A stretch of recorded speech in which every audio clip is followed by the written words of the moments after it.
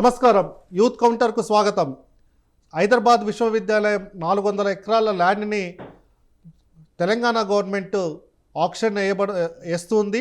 ఆ అంశం మీద ఈరోజు మాట్లాడుకుందాం.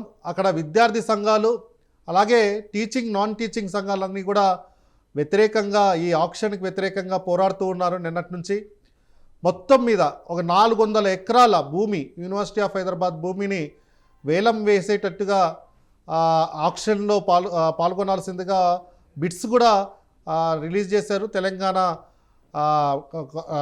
ఫైనాన్షియల్ డెవలప్మెంట్ కార్పొరేషన్ నుంచి ఇవన్నీ ఆక్షన్ వేయాలనేసి తెలియజేస్తున్నారు.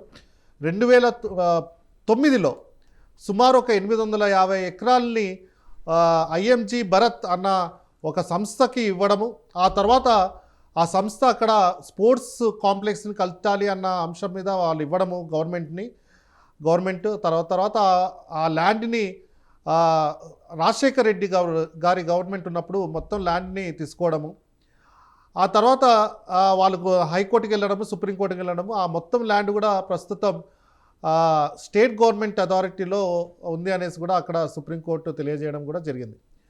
పోతే ఈ ల్యాండ్ మొత్తం ఈ అంశంలో యూనివర్సిటీ ల్యాండ్ ఉండడము చాలామంది విద్యార్థులు ఆ అంశానికి వ్యతిరేకంగా ఆక్షన్కి వ్యతిరేకంగా ఉద్యమాలు చేస్తున్నారు. ఇప్పుడు మొత్తం మీద చూసినట్లయితే యూనివర్సిటీ ఆఫ్ హైదరాబాద్ రెండో సూత్రంగా అంటే 6 పాయింట్స్ ఫార్ములా కింద రెండో సూత్రం కింద వచ్చిన యూనివర్సిటీ ఆఫ్ హైదరాబాదు దేశంలో ఎక్కడా లేని విధంగా యూనివర్సిటీ ఆఫ్ హైదరాబాదు భారత రాజ్యాంగంలో 371E ప్రకారంగా యూనివర్సిటీ ఆఫ్ హైదరాబాద్ స్థాపించడం, 1975లో సుమారు 2300 ఎకరాల వరకు యూనివర్సిటీ ఆఫ్ హైదరాబాద్కి ఇవ్వడము, ఆ తర్వాత బస్ డిపో అని IIITకి గచ్చిబౌలి స్టేడియంకి ఇలా అనేక సంస్థలకు యూనివర్సిటీ ల్యాండ్ని ఇవ్వడము, దేశం ప్రపంచంలో ర్యాంకింగ్స్లో తీసుకున్నట్లయితే QS వరల్డ్ ర్యాంకింగ్స్లో తీసుకున్నట్లయితే 7 డిపార్ట్మెంట్లు 250 నుంచి 300 ర్యాంకులు దగ్గర నుంచి కొన్ని డిపార్ట్మెంట్లు 600 నుంచి 650 ర్యాంకులు అంటే టాప్ 1000 యూనివర్సిటీస్లో యూనివర్సిటీ ఆఫ్ హైదరాబాద్ ఉండడం, నేషనల్ ఇన్స్టిట్యూషనల్ ర్యాంకింగ్ ఫ్రేమ్వర్క్ NIRFలో యూనివర్సిటీ ఆఫ్ హైదరాబాద్ చాలా ఏళ్ల నుంచి టాప్ 10 ర్యాంకింగ్స్లో యూనివర్సిటీ ఆఫ్ హైదరాబాద్ ఉండడం కూడా మనం చూస్తున్నాం. అక్కడ ఫ్యాకల్టీ మెంబర్స్ నోబెల్ ప్రైజ్కి నామినేట్ కూడా అయి ఉన్నారు. మనం చూసినట్లయితే చరిత్ర చూసినట్లయితే ఫ్యాకల్టీలు అక్కడ అయి ఉన్నారు. రీసెర్చ్ చూసినట్లయితే స్టేట్ యూనివర్సిటీస్ అన్నీ కలుపుకున్నా కూడా 3 రెట్లు ఎక్కువగా అక్కడ publications citations university of Hyderabad నుంచి వస్తుంది. యూనివర్సిటీ ఆఫ్ హైదరాబాద్ రాష్ట్రానికే కాదు దేశానికి ఒక టాప్ రేటెడ్ రీసెర్చ్ ఇన్స్టిట్యూషన్గా ఉంది. అలాంటి యూనివర్సిటీ ల్యాండ్లు 400 ఎకరాలని ప్రైవేట్ వ్యక్తులకి ఇవ్వడానికి ఆక్షన్ చేయడానికి ఈరోజు తెలంగాణ గవర్నమెంట్ రేవంత్ రెడ్డి గారి గవర్నమెంట్ ఆక్షన్కి పిలవడం అనే అంశంకి వ్యతిరేకంగా అక్కడ చాలా ఉద్యమాలు జరుగుతున్నాయి నిన్నటి నుంచి. ఆ అంశం మీద మాట్లాడడానికి ఈరోజు మనతో పాటు అక్కడ research scholar PhD research scholar Lakshmi Narasaiah garu, Telugu డిపార్ట్మెంట్లో రీసెర్చ్ స్కాలర్, ప్రస్తుతం national secretary all India OBC students అసోసియేషన్కు ఉన్నారు, ఆయన పాల్గొంటున్నారు. ఆ తర్వాత మనతో పాటు దాస అభినీష్ అక్కడ ఇంటిగ్రేటెడ్ మాస్టర్స్ ప్రోగ్రామ్ చదువుతున్నాడు, అంటే ఇంటర్మీడియట్ తర్వాత అక్కడ degree plus PG integrated masters అని అంటారు. ఆ ఇంటిగ్రేటెడ్ మాస్టర్స్లో 3rd ఇయర్గా ఉన్నారు. నేషనల్ అడ్వైజర్ కూడా ఉన్నారు ఇప్పుడు ఆల్ ఇండియా OBC స్టూడెంట్స్ అసోసియేషన్కి. వారితో పాటు శివకుమార్ యాదవ్ నెక్స్ట్ ఇంకొన్ని నిమిషాల్లో ఆయన కూడా జాయిన్ అవుతారు. ఆయన స్టేట్ ప్రెసిడెంట్గా ఉన్నారు, ఆయన కూడా శివకుమార్ యాదవ్ కూడా జాయిన్ అవుతారు. ఈ అంశం మీద మాట్లాడుకుందాం. MSc స్టాటిస్టిక్స్ చేశారు శివకుమార్ గారు. సో పోతే లక్ష్మీ నరసయ్య గారు ఎలా చూస్తారు ఈ మొత్తం ఎపిసోడ్ని? 400 ఎకరాల భూమిని, అది ఫైనాన్షియల్ డిస్ట్రిక్ట్కి ఆనుకొని కోట్లల్లో అంటే ఎకరా 100 కోట్ల వరకు పలికే భూమిని, అలాంటి భూమిని ఈరోజు అమ్మడాన్ని మీరు ఎలా చూస్తారు యూనివర్సిటీ భూమిని? ముందుగా నమస్కారం. నేను చెప్పాలనుకుంటే ఒక విషయం ఏంటంటే, అప్పటి ప్రధానమంత్రి అయిన ఇందిరాగాంధీ గారు 6 ఫార్ములా తీసుకొని అందులో రెండో సూత్రాన్ని అంటే దేశంలో ఎక్కలేని విధంగా విశ్వవిద్యాలయంలో ఒక విశ్వవిద్యాలయం స్థాపించి సెంట్రల్ యూనివర్సిటీని తీసుకువచ్చారు. అది కేంద్రీయ విశ్వవిద్యాలయం యూనివర్సిటీ ఆఫ్ హైదరాబాద్ 370E ప్రకారం. ఈ కోణంలో చూసుకున్నట్టయితే రేవంత్ రెడ్డి గారు అప్పుడు మీకున్న ప్రభుత్వానికి ముందు కూడా కాంగ్రెస్ ప్రభుత్వం అనేది ఈ యూనివర్సిటీని స్థాపించింది. ఇప్పుడున్న కాంగ్రెస్ ప్రభుత్వం కూడా మీరు యూనివర్సిటీకి మద్దతుగా పలకడం లేదు. అంటే దీనివల్ల విద్యార్థులు చాలా నష్టపోతున్నారు. అంటే విద్యాపరంగా మీరు ప్రజాపాలన అన్నారు. ప్రజాపాలన అంటే ఏంటిది? ప్రజలకు మీరు ఏ విధంగా హాని చేయకుండా విద్యార్థులు అంటే ప్రజలు మీన్స్ విద్యార్థులు మమేకమై ఉండడమే. అంటే ప్రజలకు మీరు ఏ విధంగా సహాయం చేయడమని ఇక్కడ అర్థమవుతుంది. అంటే ప్రజలు మీన్స్ విద్యార్థులు. ఇక్కడ విద్యార్థులు అంటే విద్యార్థులు విశ్వవిద్యాలయంలో ఉన్న ల్యాండ్ని కోసం మేము పోరాటం చేస్తే మీ పోరాటం కూడా మాకు సపోర్ట్ చేయడం లేదు. అంటే సమస్య చాలా తీవ్రత అవుతుంది. మేము 2021లో కూడా మేము ప్రొటెస్ట్ చేశాం. దేని కారణంగా? చుట్టూ ఉన్న ప్రాంతం అంటే విద్యా వ్యవస్థ కూడా నాశనం చేస్తున్నారు. అంటే అటు చుట్టూ ఉన్న ఆ ప్లేస్ని ఆక్యుపై చేసి భూమిని కబ్జా చేస్తున్నారు. టీఎన్జిఓ కాలనీ అనేది ఒకటి ఉండేది. అప్పుడు మేము 2021లో కరోనా టైంలో నిరాహార దీక్ష ఒకరోజు కూకొని ప్రొటెస్ట్ చేశాము. దీనికి వ్యతిరేకంగా మాకు ప్రభుత్వం కూడా కొన్ని చేసి తర్వాత జైలుకు తీసుకువెళ్ళారు. అక్కడ ఒక 1 డే ఉన్నాము. ఈ తరుణంలో చూసుకున్నట్టయితే గిన్ని ప్రొటెస్టులు చేసినా కూడా ప్రభుత్వం పట్టించుకోవడం లేదు. ఎందుకు అంటే విద్యా వ్యవస్థ మీద ఇంత మీకు కుట్ర, కఠినమైన శిక్షణ లేక తీసుకోకపోవడమే మీకు తక్షణ కర్తవ్యమా? ఒకసారి ఆలోచించండి. విద్య ఎంత మీరు విద్యని ఎంకరేజ్ చేద్దామన్నారు. విద్య ఉంటేనే ఒక విశ్వవిద్యాలయం అనేది ఒక పేరు వస్తుంది విశ్వవిద్యాలయంగా. ఆ పేరు రావాలంటే మీరు ఇటువంటి కబ్జాలు చేయకుండా ఉంటే బాగుంటుందని నేను అనుకుంటున్నాను. ఇదే కోణంలో చూసుకుంటే తెలంగాణ విశ్వవిద్యాలయమైన ఎన్జీ రంగా యూనివర్సిటీ కూడా అక్కడ ఒక విశ్వవిద్యాలయం మీరు నోటీసులు ఇచ్చి విద్యార్థుల మీద ఒక కేసులు పెట్టి వాళ్ళని బయటకు రాకుండా ఆ విశ్వవిద్యాలయాన్ని ఆక్యుపై చేశారు. అక్కడ కూడా ఒక విద్యకు మీరు ఒక ఎలుపు చేసే విధంగా లేకుండా విద్యకు మీరు ఒక వ్యతిరేకంగా పోరాటం చేస్తుందని మేము భావిస్తున్నాం. అంటే గవర్నమెంట్. ఓకే, అభినీష్ గారు మీరు ఎలా చూస్తారు ఈ మొత్తం ఎపిసోడ్ని? 400 ఎకరాలు అంటే సుమారు వేల కోట్లలో ఉండే ఈ భూమి, కానీ రీసెర్చ్కి పనికి రాకుండా అంటే రీసెర్చ్ ఎడ్యుకేషన్కి ఇచ్చిన భూమిని అమ్మడాన్ని మీరు ఎలా చూస్తారు? ముందుగా అందరికీ నమస్కారం అండి. నాకు ఈ డిబేట్లో పాల్గొనే అవకాశం కల్పించినటువంటి కిరణ్ గారికి ముందుగా నమస్కారం అండి. అయితే సెంట్రల్ యూనివర్సిటీ ఆఫ్ హైదరాబాద్కి సంబంధించినటువంటి 400 ఎకరాల్ని తెలంగాణ రాష్ట్ర ప్రభుత్వం వేలంపాట వేయడం అనేది తీవ్ర నష్టదాయకం. మేము విద్యార్థి సంఘాలకు అందరం కలిసి దీన్ని తీవ్రంగా వ్యతిరేకిస్తున్నాం. ముందుగా చూసుకున్నట్లయితే కిరణ్ గారు దాదాపు 2300 ఎకరాలు కలిగినటువంటి యూనివర్సిటీ ఆఫ్ హైదరాబాద్ని చాలా ఏళ్ళుగా అంటే రాష్ట్ర ప్రభుత్వము ఎన్నో ఆక్షన్లకు తీసుకొని మళ్ళీ ఎన్నో విద్యార్థుల పోరాటాల తర్వాత దాన్ని అలా ల్యాగ్ చేస్తూ వస్తూ మళ్ళీ ఇప్పుడు గత కొన్ని రోజుల క్రితంగా మళ్ళీ రేవంత్ రెడ్డి గారి ప్రభుత్వం ఆక్షన్ వేయడం మనం గమనించవచ్చు. అయితే ముందుగా కిరణ్ గారు నేను ఏం చెప్పదలుచుకున్నా అంటే యూనివర్సిటీలో ఉన్నటువంటి పశు సంపద, వన్య సంపద, దాంట్లో ఉన్నటువంటి క్రియేచర్స్ కానీ ఫ్లోరా అని కిరణ్ గారు ప్రపంచంలో కూడా ఎక్కడ లేనటువంటి క్రియేచర్స్ కూడా మన సెంట్రల్ యూనివర్సిటీ హైదరాబాద్లో ఉన్నాయి. ఇప్పుడు హైదరాబాద్కి సెంట్రల్ యూనివర్సిటీ ఆఫ్ హైదరాబాద్ అనేది ఒక గ్రీన్ హబ్ లాంటిది, అంటే లంగ్స్ లాంటివి. ఇంత పశు సంపద కలిగినటువంటి, ఇంత జంతు సంపద, ఇంత వన్య ప్రాణుల సంపద కలిగినటువంటి ఇంత గొప్ప స్థలము హైదరాబాద్లో మరెక్కడ లేదు. అంటే హైదరాబాద్ని దాదాపు తన ఆక్సిజన్ ఇస్తూ ఒక అమ్మలాగా కాపాడుకుంటూ వస్తుంది మన సెంట్రల్ యూనివర్సిటీ హైదరాబాద్. ఈరోజు రేవంత్ రెడ్డి గారి ప్రభుత్వం దానిపై కన్నేసి దాన్ని ఆక్షన్ పెట్టాలని చూస్తున్నారు. రేవంత్ రెడ్డి గారికి మేము ఏం విన్నవించుకుంటున్నామంటే ఇది సరైన పద్ధతి కాదు.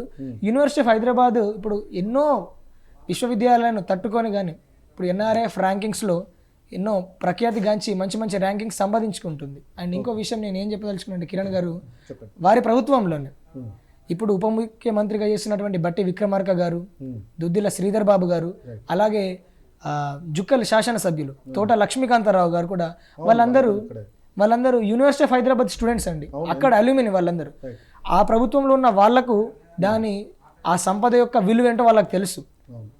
దాదాపు మనం ఎన్నో అనేక మంది ఐఏఎస్ ఐపీఎస్లే కాక ఈ ప్రభుత్వంలో కూడా కిరణ్ గారు ఎంతో మంది ప్రభుత్వ ప్రజాప్రతినిధులు కూడా సెంట్రల్ యూనివర్సిటీ ఆఫ్ హైదరాబాద్ నుండే ఉన్నారు. సలహాదారులు ఉన్నారు. ప్రొఫెసర్ అరుగోపాల్ గారు, అవునండి, చాలా మంది ప్రొఫెసర్లు, బాంగ్యా బుక్యా గారు సలహాదారులుగా, తర్వాత ప్రొఫెసర్ శాంతా సిన్హా గారు మెగాసెసే అవార్డు అవార్డు ఎవరైతే ఉన్నారో పొలిటికల్ సైన్స్లో సీనియర్ మోస్ట్ ప్రొఫెసర్గా ఉండి రిటైర్డ్ అయ్యి ఇప్పుడు ప్రస్తుతం ఆమె కూడా మేడం గారు కూడా సలహాదారులుగా ఉన్నారు. మళ్ళీ ఇంతమంది ఉన్నారు కానీ ఈ ల్యాండ్ని అమ్మడానికి చూస్తున్నారు. ఎందుకంటే నిధులు లేక అమ్ముతున్నాం అనేసి ఒక ఇది రీజన్ చెప్పేసి ల్యాండ్ని అమ్ముతున్నారు. కానీ యూనివర్సిటీ ఆఫ్ హైదరాబాద్ లాంటి ఇన్స్టిట్యూషన్ని మళ్ళీ బిల్డ్ చేయలేరు, ఎవరు కూడా బిల్డ్ చేయలేరు. మీరు అభినీష్ గారు మీరు చెప్పండి, మీ ఇలాంటి అంటే బడుగు బలహీన వర్గాల నుంచి ఫస్ట్ జనరేషన్ నుంచి వచ్చిన వాళ్ళు స్టూడెంట్స్ అనేక మంది 1975 నుంచి 2025 వరకు సుమారు ఒక 50 ఏళ్లలో చాలా మందికి విద్య నేర్పింది. సో యూనివర్సిటీ ఆఫ్ హైదరాబాద్ని ఎలా చూస్తారు మీరు? కిరణ్ గారు, మన దేశంలో ఎన్నో ప్రఖ్యాతిగాంచినటువంటి కేంద్రీయ విశ్వవిద్యాలయాలు, రాష్ట్ర విశ్వవిద్యాలయాలు ఉన్నాయి. కానీ హైదరాబాద్ సెంట్రల్ యూనివర్సిటీ యొక్క ప్రత్యేకత ఏంటంటే ఓన్లీ రీసెర్చ్ని, స్టడీని మాత్రమే ప్రమోట్ చేయడం కాకుండా ఇక్కడ ఉన్నటువంటి పశు సంపదనండి, వన్యప్రాణుల్ని అన్నిటిని ఎప్పటికప్పుడు కాపాడుకుంటూ వస్తుంది మన విశ్వవిద్యాలయం. అంతటి ప్రఖ్యాతిగాంచి అంటే దాదాపు ఎన్నో ఏళ్ల తరబడి నుంచి వస్తున్నటువంటి పశు సంపదని హైదరాబాద్లో ఎన్నో రకాల వన్యప్రాణులు కోల్పోయినప్పటికీ అసలు ప్రపంచంలో ఎక్కడ లేనటువంటి వన్యప్రాణులు క్రియేచర్స్, అప్పుడప్పుడు కిరణ్ గారు మీరు కూడా వెళ్తుంటారు, అసలు ఇవి నిజంగా ఉన్నాయా అంటే ఇవన్నీ కళ్ళకు కూడా మనకు ఆశ్చర్యం కలుగుతుందండి. అటువంటి క్రియేచర్స్ ఉన్నటువంటి యూనివర్సిటీ ఆఫ్ హైదరాబాద్ ల్యాండ్ని ఈరోజు వేలంపాట వేయడానికి మేము తీవ్రంగా ఖండిస్తున్నామండి. ఏ విద్యార్థి సంఘాలకు అతీతంగా స్టూడెంట్స్ ఎక్కడ కదిలి పోరాటం చేస్తున్నారు కిరణ్ గారు. ప్రతి ఒక్క స్టూడెంట్స్ వచ్చి అక్కడ పోరాటం, అక్కడ యూనివర్సిటీ ఆఫ్ హైదరాబాద్ విద్యార్థులు కూడా నిరాహార దీక్షకు కూడా పూనుకోవడానికి ట్రై చేస్తున్నారు. రేవంత్ రెడ్డి గారు తీవ్రంగా దీన్ని పరిగణలోకి తీసుకొని విద్యార్థుల సమస్యలు దృష్టికి తీసుకోండి అంటే, కిరణ్ గారు నేను ఏమనుకుంటున్నా అంటే వాళ్ళు ఎలక్షన్ టైంలో ఇచ్చినటువంటి 6 గ్యారంటీలు, 420 హామీలు అంటే పనికి వచ్చేటివి రాని ఎన్నో రకాలమైనటువంటి హామీలు ఇచ్చి ఈరోజు వాళ్ళు ఒక సందిగ్ధతలో పడ్డారు. అంటే ప్రభుత్వాన్ని నడపడానికి వీలవ్వట్లేదు వాళ్ళకి. అవును, మళ్ళీ రేపొద్దున ఇది అమ్ముకొని డబ్బులు వచ్చాక మళ్ళీ ఇంకా తగ్గిపోతే మళ్ళీ ఇంకా భూమిని కూడా అంటే ఇప్పుడు వీళ్ళ అసమర్థత వల్ల ప్రభుత్వ భూములన్నింటినీ అమ్మేయాలని చూస్తున్నారండి. ప్రభుత్వ సంస్థలకు ఇచ్చిన భూములు కూడా, అవును, అంటే చాలా డిఫెన్స్ సంస్థలకు ఇచ్చారు, ఈ రీసెర్చ్ సంస్థలకు ఇచ్చారు, యూనివర్సిటీలకు ఇచ్చారు. సో ఇక్కడ ఇచ్చిన భూముల్ని అమ్మడం అన్నది చాలా, అంటే రేపొద్దున మళ్ళీ ఇంకో ఒక 5-6 ఆర్మీలు ఇస్తారు, మళ్ళీ అక్కడ డబ్బులు సరిపోకపోతే ఇంకా మిగతా భూమిని కూడా అమ్మేటట్టే ఉన్నారు. సో దీన్ని వ్యతిరేకిస్తున్నారు. అక్కడ విద్యార్థి సంఘాలు, టీచింగ్ నాన్ టీచింగ్ సంఘాలు కూడా చాలా ఉధృతంగా పోరాడి అక్కడ వాళ్ళందరూ కూడా వ్యతిరేకిస్తున్నట్టుగా కనపడుతున్నాయి, మనం చూడొచ్చు విజువల్స్లో కూడా. ఇంకపోతే లక్ష్మీ నరసయ్య గారు, మీరు అక్కడ స్టూడెంట్, అక్కడ ఇంటిగ్రేటెడ్గా చదివి ఇక్కడ పిహెచ్డి జాయిన్ అయ్యారు, మళ్ళీ ఇప్పుడు జేఆర్ఎఫ్ స్కాలర్గా ఉన్నారు. నెలకి సుమారు ఒక 40,000 వరకు కూడా మీకు ఫండింగ్, రీసెర్చ్ ఫెలోషిప్ వస్తుంది. సో ఇలాంటి ఆపర్చునిటీని క్రియేట్ చేసింది మీరు కూడా ఫస్ట్ జనరేషన్ చదువుకున్న వ్యక్తిగా. సో మీ అభిప్రాయం ఏంటి? ఇలాంటి యూనివర్సిటీలో ఒక రోల్ ఏంటి ఈ విద్యార్థులు, అంటే బడుగు బలహీన వర్గాల నుంచి వచ్చిన విద్యార్థులు? అంటే ముఖ్యంగా ఈ విశ్వవిద్యాలయమే కాకుండా దేశంలో ఉన్న సెంట్రల్ యూనివర్సిటీలకు బడుగు బలహీన వర్గాలకు ఒక ప్రత్యేక స్థానం కల్పించింది. అంటే ఆ రోజులలో విశ్వవిద్యాలయం అని స్థాపించడం అంటే మామూలు కాదు. అంటే ఈ ప్రభుత్వమే, కేంద్ర ప్రభుత్వమే అప్పుడు బడుగు బలహీన వర్గాల కోసమని స్థాపించింది. ఇప్పుడు ఇదే కోణాలు చూస్తుంటే ఇప్పుడు ఇటువంటి విశ్వవిద్యాలయంలో ప్లేసులు అనేది ఆక్యుపై చేస్తుంటే, అంటే రాజకీయం కోణంగా చూస్తే వాళ్ళైతే ఎప్పుడైతే వాళ్ళు పథకాలు క్రియేటివిటీ చేశారో, అంటే 6 గ్యారంటీ కాకుండా 420 హామీస్ అంటారు దీనికి. ఈ 420 హామీస్ ఎప్పుడైతే చెప్పారో దానికి తగిన విధంగా మనీ లేకపోవడం వల్ల యూనివర్సిటీ చుట్టూ ఉన్న ప్లేస్లను ఆక్యుపై చేయడం, అది ఈ విశ్వవిద్యాలయమే కాదు, అది ఇప్పుడు రానున్న కాలంలో ఉస్మానియా విశ్వవిద్యాలయం ఉన్న ప్లేస్ కూడా ఆక్యుపై కావచ్చు. తర్వాత అది కూడా నెక్స్ట్ చెప్పని నేను అనుకుంటున్నాను. ఎన్జీ రంగా యూనివర్సిటీ అయిన తర్వాత విశ్వవిద్యాలయమైన పడ్డది. ఎప్పుడైతే రేవంత్ రెడ్డి సెంట్రల్ యూనివర్సిటీకి ఫుట్బాల్ ఆడడానికి వచ్చారో ఆ కాలం తరుణంలో చూసుకున్నట్టయితే అక్కడున్న ప్లేస్ను అంతా చూసి ఉండొచ్చు అని నేను అనుకుంటున్నాను. ఆ సూచన ఈ ప్లేస్ని ఆక్యుపై చేద్దామని ఒక ఆలోచన రావచ్చు కూడా వాళ్ళకు, అంటే ప్రభుత్వానికి. ఈ చూసుకున్నట్టంటే ఇదంతా ఆక్యుపై చేయడం వల్ల అక్కడున్న సోర్స్ కానీ, అక్కడున్న ప్రకృతి కానీ అవన్నీ మనం అందలేకపోతున్నాం. ఇటు బయట యూనివర్సిటీకి మనకు డిఫరెంట్ ఏంటంటే ఇక్కడ ఉన్న ప్రకృతి చాలా అందంగా మనం ట్రెక్కింగ్కి వెళ్ళచ్చు. ట్రెక్కింగ్ అంటే ఇప్పుడు 3 లేక్స్ ఉన్నాయి, మష్రూమ్ సైడ్స్, మష్రూమ్స్ ఆహ్లాదకరంగా ఇప్పుడు వాతావరణం సిచ్యువేషన్స్ మనం చూసుకోవచ్చు. ముఖ్యంగా వాతావరణం అంటే ముఖ్యంగా వానాకాలంలో వచ్చినప్పుడు మనకు ఆ ప్రకృతి అందాలు ఆ నేచర్ చూసుకున్నప్పుడు ఎంత ప్రకృతి ఆ గాలిని పీల్చుకోవడం ఎంత ఆనందకరం, బయటకున్న వాతావరణానికి మనకున్న వాతావరణం కాలుష్యం ఎంత రకంగా కూడా చూడండి. ఇప్పుడున్న ప్రతి వ్యక్తి రోగాలకు ముఖ్య కారణం వాతావరణ వ్యవస్థనే. ఇక చూసుకున్నట్టయితే ఈ అంతా చెట్లు నరకడం వల్ల విద్యార్థుల యొక్క ఆరోగ్యం కూడా క్షీణించిపోవచ్చు. ఒకసారి ఆలోచించాలి. విద్యార్థిగా చుట్టూ ఉన్న ప్రకృతి వల్ల జీవించే వన్యప్రాణులు కూడా నాశనం. అక్కడ జింకలు కూడా, అక్కడ జింకలు, తాబేల్స్, అక్కడ ఉన్న బఫేల్స్ అన్నీ చూడొచ్చు. ఈ కోణంలో చూసుకున్నట్టండి దీన్ని మేము ముఖ్యంగా ఖండిస్తున్నాం. OBC SC all India OBC ముఖ్యంగా చెప్పిందండి రాజకీయ కోణంలోనే చూస్తున్నారు. దేశంలో ఎక్కడ జరగని విధంగా దీన్ని మేము కఠినంగా ఖండిస్తున్నాం. ఎందుకంటే విద్యార్థులకు మీరు విద్యను అందియాలి, చుట్టూ ఉన్న భూమిని కాదు. ప్రైవేటీకరణ చేసి మీరు ప్రైవేట్కే ఇస్తున్నారు, కానీ అక్కడ ఉన్న చుట్టూ ఉన్న ప్రాంతంలో ఎంబీఏ డిపార్ట్మెంట్ అయింది, తర్వాత ఎకనామిక్స్ డిపార్ట్మెంట్, దాన్ని ఇప్పుడు తక్షణం కూల్చడమే. అంత 1000 కోట్లు 100 కోట్లు పెట్టి మేము కట్టించిన బిల్డింగ్ను మీ కారణంగా బిల్డింగ్ కూలగొట్టడం అవుతుంది. ఇప్పుడు విద్యకు మీరు అన్యాయం చేస్తున్నట్టు అనిపిస్తుంది. మీరు ప్రజాపాలన అన్నప్పుడు ఏంటిది? విద్యకు మీరు న్యాయం చేయడమే. మన నిరుద్యోగ ప్రభుత్వం అన్నారు. నిరుద్యోగులు అంటే ఎవరు? నిరుద్యోగుల కంటే మీరు విద్యను ఆశ్రయించిన వాళ్ళే కదా. అప్పుడు మీరు నిరుద్యోగులను మీరు వెలగొట్టడం అవుతుంది. విద్య అందిస్తే మీ నిరుద్యోగం అనేది తగ్గుతుంది. క్వాలిటీ విద్య మీరు అందిస్తలేరు. దీన్ని బట్టి చూస్తే మీరు మొత్తం ప్రైవేటీకరణ చేస్తున్నారు. ఓకే, ఇప్పుడు మనతో పాటు శివకుమార్ గారు ఉన్నాడు. శివకుమార్ యాదవ్ ప్రస్తుతం ప్రెసిడెంట్గా ఉన్నారు, రాష్ట్ర ప్రెసిడెంట్ గారు అధ్యక్షులుగా ఉన్నారు, all India OBC students association, MSc statistics చేస్తున్నారు. సో శివకుమార్ గారు మీరు చెప్పండి, అక్కడ డిఫరెంట్ కోర్సెస్ ఉంటాయి, ఇప్పుడు తెలుగు చదువుతున్న వాళ్ళు ఉంటారు, ఉర్దూ లాంగ్వేజెస్ చదువుతున్న వాళ్ళు ఉంటారు, సోషల్ సైన్స్, పొలిటికల్ సైన్స్, ఇలా డిఫరెంట్ హిస్టరీ, సోషాలజీ అని. మీ సైన్సెస్లో ప్యూర్ సైన్సెస్లో మీరు చూసిన మ్యాథ్స్, స్టాటిస్టిక్స్, ఫిజిక్స్, కెమిస్ట్రీ అని. అక్కడ ప్లాన్ సైన్సెస్లో డిఫరెంట్ ప్లాన్ సైన్సెస్ ఉన్నాయి, కెమిస్ట్రీ ఉంది, ఫిజిక్స్ ఉంది, ఎకనామిక్స్ ఉంది, మేనేజ్మెంట్ ఉంది, కంప్యూటర్ సైన్సెస్ ఉన్నాయి, మెటీరియల్స్ ఇంజనీరింగ్ ఉన్నాయి. అంటే అనేకమైన కోర్సులు అక్కడ ఇస్తున్నారు. తర్వాత ఐఓఏ కింద, ఇన్స్టిట్యూషన్ ఆఫ్ ఎమినెన్స్ కింద కూడా అక్కడ 1000 కోట్లు ఇచ్చి డెవలప్మెంట్కి ఇచ్చారు, పెద్ద పెద్ద బిల్డింగ్లు కడుతున్నారు. సో అలాంటి తరుణంలో ఈ 400 ఎకరాల్ని ఆక్షన్ చేయడంలో మీరు ఎలా చూస్తారు? మీ డిమాండ్స్ ఏంటి? నమస్కారం అండి అందరికీ. సో ఇక్కడ మా క్యాంపస్లో ఏంటంటే 12 స్కూల్స్ ఉన్నాయి, 49 డిపార్ట్మెంట్స్ ఉన్నాయి. అందులో ప్రతి ఎక్కడెక్కడ నుంచో వచ్చేసి దేశంలో నలుమూలల నుంచి వచ్చేసి మా క్యాంపస్లో చదువుకుంటున్నారంటే మనం గర్వించదలసిన విషయం.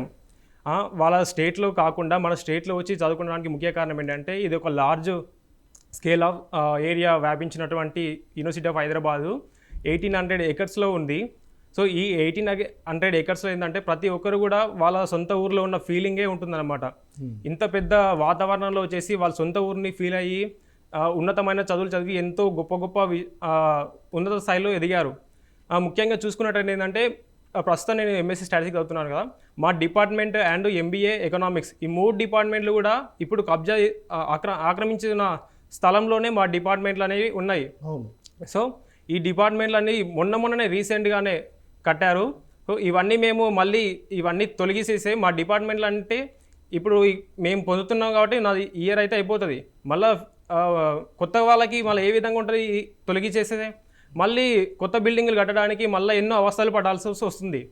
సో కావున మీరు తక్షణమే ఈ ఆక్రమించినది వెంటనే వెనక్కి తీసుకోవాల్సిందిగా కోరుతున్నాము. ఇది ఒక మా ప్రధాన డిమాండ్. అదే కాకుండా ఇంతవరకు ఏ గవర్నమెంట్ చేయలేదు కాబట్టి తక్షణమే మీ గవర్నమెంట్ ఇది వెనక్కి తీసుకొని మా ల్యాండ్ని మాకు ఇవ్వాల్సిందిగా మేము డిమాండ్ చేస్తున్నాము. అది మొత్తం 18 ఎకరాలు, 1800 ఎకరాలు. సో మొత్తాన్ని యూనివర్సిటీకి ఇస్తే అక్కడ డిఫరెంట్ స్ట్రక్చర్స్ పెట్టుకోవచ్చు, ఇన్ఫ్రాస్ట్రక్చర్ డెవలప్ చేయొచ్చు, తర్వాత విద్యని అందించవచ్చు. ఇప్పుడు 5000 మంది ఉన్నారు అంటే ఐఓఈ యొక్క కింద 10,000 మంది అవుతారు రేపు పొద్దున. ఒక 5 ఇప్పుడు 5000 మందే కొనుక్కున్నారు కాబట్టి ఇంత పెద్ద స్కేల్లో మా డీన్ గారు మొన్ననే చెప్పారు, సార్ మేము ఈ ప్రస్తుతానికి ఇప్పుడు 70 మెంబర్స్ని తీసుకుంటున్నాం ఇంటేక్లో. మేము ఇంత డిపార్ట్మెంట్ కొత్తగా ఎస్టాబ్లిష్ చేశాం కదా, మేము ఇంకా సీట్లు ఇంక్రీజ్ చేసి ఎంతో మందికి విద్యను అభ్యసించాల్సిందిగా మేము ఇక్కడ కృషి చేస్తున్నామనేసి మా డీన్ గారు చెప్పారు. కానీ ఇప్పుడు ఇవన్నీ ఒకటేసారి వాళ్ళ ఆశలని అర్యాశలు చేసే విధంగా ఈ ప్రభుత్వం నిర్ణయం తీసుకున్నది. కావున తక్షణమే వీటిని వెనక తీసుకొని ముఖ్య కారణం ఇదే తీసుకొని మా ల్యాండ్ మాకు ఇవ్వాల్సిందిగా కోరుతున్నాం. రైట్. 1975లో ఈ ల్యాండ్ అన్నది చాలా ఊరికి బయట, అంటే చాలా దూరంగా ఉండేది. సో అప్పట్లో ఇచ్చారు మళ్ళీ 2,300 ఎకరాలు ఇవ్వడం మన అప్పట్లో ఇచ్చారు. అప్పటి గవర్నమెంట్ అంటే ఇందిరాగాంధీ గారి ప్రైమ్ మినిస్టర్గా ఉన్నారు అప్పుడు, ఆమె కృషి ఉంది. ఇక్కడ గవర్నమెంట్ కూడా కాంగ్రెస్ గవర్నమెంట్ ఉండే కాబట్టి అప్పుడు ఇచ్చారు. ఇప్పుడు ఒక 18,800 ఎకరాలు ఇవ్వాలనేసి కూడా డిమాండ్ అక్కడ ఉన్న వాళ్ళందరికంటే అప్పుడు ఏదైతే ల్యాండ్ ఇచ్చారో ఆ ల్యాండ్నే ఇవ్వమనేసి డిమాండ్ చేస్తున్నారు విద్యార్థులందరూ కూడా. అక్కడ లక్ష్మీ నరసయ్య గారు, ఈ డిమాండ్ అన్నది కరెక్ట్ డిమాండా? మీరు ఏమనుకుంటున్నారు?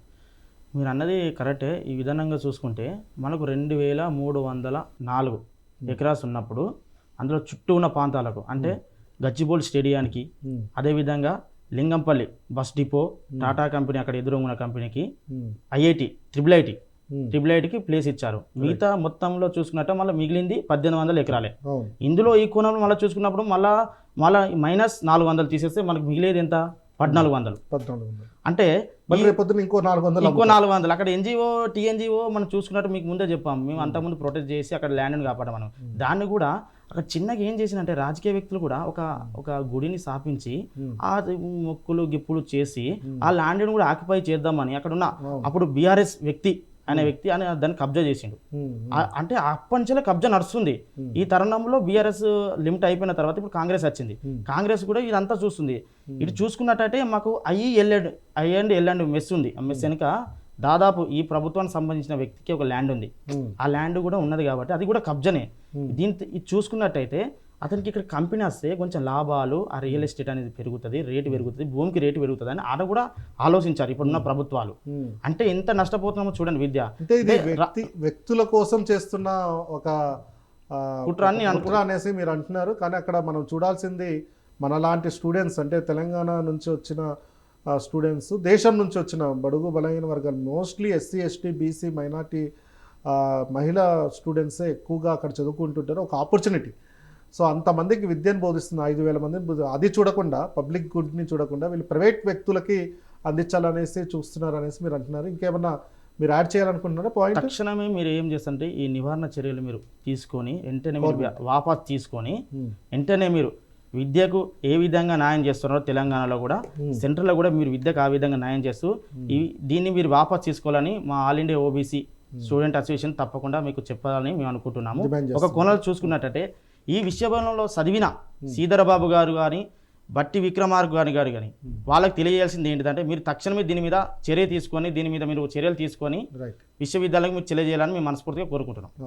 అంటే కేంద్ర ప్రభుత్వం కూడా మనం చూసినట్టయితే president of India visitor, so governor ఏమో రెక్టర్, ఛాన్సలర్ ఉన్నారు, ఒక ఛాన్సలర్, తర్వాత మనకు వైస్ ఛాన్సలర్ ఉన్నారు. వీళ్ళందరూ కూడా సెంట్రల్ గవర్నమెంట్ ఏమో ఫండింగ్ ఇస్తుంది అక్కడ విద్యకి, తర్వాత శాలరీస్కి, వీటన్నిటికీ కేంద్ర ప్రభుత్వం ఇస్తుంది. కాబట్టి ఇద్దరు, అంటే కేంద్ర ప్రభుత్వం రాష్ట్ర ప్రభుత్వం ఇద్దరు కూర్చొని ఈ అంశాన్ని సాల్వ్ చేసుకోవాలి, ఇష్యూని సాల్వ్ చేసుకొని అప్పట్లో ఏదైతే ఒప్పందం జరిగిందో 1975లో ఆ ఒప్పందం ప్రకారంగా ల్యాండ్ ఇవ్వాలనేసి మీరు తెలియజేస్తున్నారు. శివకుమార్ గారు, మీరు ఏమైనా ఫైనల్గా ఏమైనా చెప్పాలనుకుంటున్నారా? అవునండి, మెయిన్గా మా ముఖ్య ఉద్దేశం ఏదంటే ల్యాండ్ మాకు కావాల్సిందే. ఇది ఒకటి మా ప్రధాన కర్తవ్యం. అంతేకాకుండా స్టేట్ గవర్నమెంట్ సీఎం గారు ఎక్కడో స్కిల్ డెవలప్మెంట్ యూనివర్సిటీ ప్రారంభిస్తున్నారు. అంటే నేను కూడా తెలంగాణ స్టూడెంట్నే. నేను తెలంగాణ స్టూడెంట్ని సెంట్రల్ యూనివర్సిటీలో చదువుకుంటా అంటే గర్వపడాల్సిన విషయం.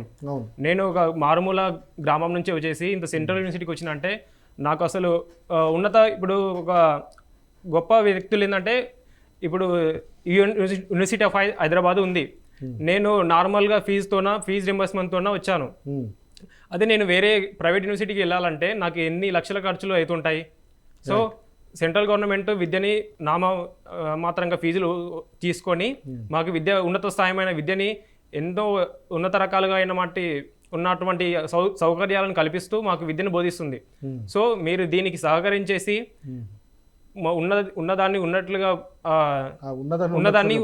పెట్టేసి మా ల్యాండ్ని మాకు ఇవ్వాల్సిందిగా కోరుతున్నాము. మీరు ఇప్పుడు చూసినట్లయితే విద్యార్థులందరూ కూడా ఏకకంఠంతో యూనివర్సిటీ ఆఫ్ హైదరాబాద్ కేంద్ర విశ్వవిద్యాలయం, హైదరాబాద్ కేంద్ర విశ్వవిద్యాలయం ప్రపంచంలోనే అద్భుతమైన యూనివర్సిటీ ఇది ఓన్లీ రీసెర్చ్ అండ్ డెవలప్మెంట్లోనే కాకుండా అక్కడ ఉన్న ప్రకృతి పరంగా కూడా చూసినట్లయితే యూనివర్సిటీ ఆఫ్ హైదరాబాద్ బయోడైవర్సిటీ పరంగా చూసుకున్నట్లయితే అన్ని యూనివర్సిటీతో కంపేర్ చేసుకున్న టాప్ 10 యూనివర్సిటీస్లో ఉండే యూనివర్సిటీ ఇది. నేషనల్ లెవెల్లో చూసుకున్నట్లయితే దేశంలో ఇలాంటి యూనివర్సిటీ ఎక్కడా లేదు. ఇంత పెద్ద యూనివర్సిటీ, ఇంత పెద్ద infrastructure, students, faculty members, citations, research publications, తెలంగాణకే ఒక మకుటంగా ఉన్న విద్యాపరంగా చూసుకున్నట్లయితే ఒక మకుటంగా ఉన్నది యూనివర్సిటీ ఆఫ్ హైదరాబాద్. అలాంటి యూనివర్సిటీ ఆఫ్ హైదరాబాద్కి కేంద్ర ప్రభుత్వం అలాగే రాష్ట్ర ప్రభుత్వం ఇద్దరు కలిసి ఈ ఇష్యూ ఏదైతే ఉందో, ల్యాండ్ ఇష్యూ ఏదైతే ఉందో, 50 ఏళ్ళు అవుతున్నా కూడా ల్యాండ్ని ఇంకా యూనివర్సిటీ ఆఫ్ హైదరాబాద్కి ఇవ్వకుండా ఉన్నారు. కాబట్టి ఆ ల్యాండ్ని వెంటనే ట్రాన్స్ఫర్ చేసేసి యూనివర్సిటీ ఆఫ్ హైదరాబాద్ మొత్తం హక్కులు కలిగించాలనేసి కూడా విద్యార్థి సంఘాలు అక్కడ ధర్నాలు చేస్తున్నారు, అక్కడ ప్రొటెస్టులు చేస్తున్నారు. 3 ఏళ్ల క్రితం అక్కడ ప్రొటెస్ట్ కూడా అయింది, అరెస్టులు అయ్యాయి. ఇప్పుడు కూడా అరెస్ట్ అయినా కూడా పర్వాలేదు, మా భూముల్ని మేము ప్రొటెక్ట్ చేసుకుంటామని. ఇది ఫ్యూచర్ జనరేషన్కి ఈ యూనివర్సిటీ అన్నది చాలా ఇంపార్టెంట్ అని తెలియజేస్తున్నారు విద్యార్థులు.